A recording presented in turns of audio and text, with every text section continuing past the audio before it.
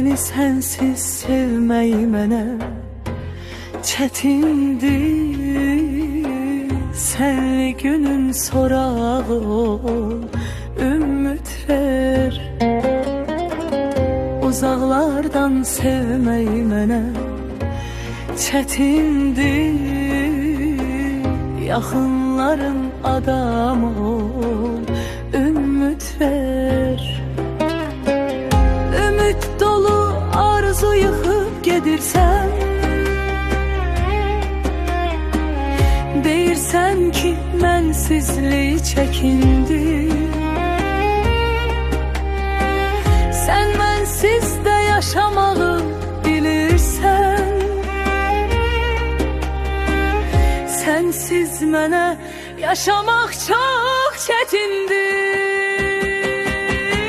Çarə gəlməz ulduz mənə, ay mənə. Həsrətindən gecə verər pay mənə. Gündüz gecə əl açmışam, ummuşam. Dilənçi tək dilənmişəm, sən demə. Səni sənsiz sevmək yaman çətindir. Bacarırsan gəl, həsrətin çəkindir. Dolma gələr kədər mənə, dərd mənə.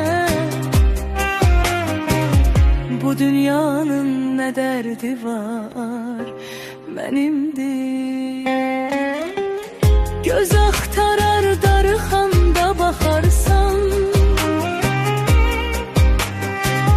yad kölgəni dolma bilib ararsan.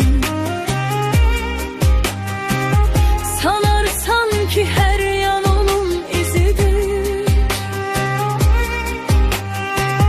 Çox ararsan, öz izində azarsan. Eşittiğin bu ah nalə səsindir. Necə deyim, Allah haqqı çətindir. Tapşırmışam Allah'ım, o da sən.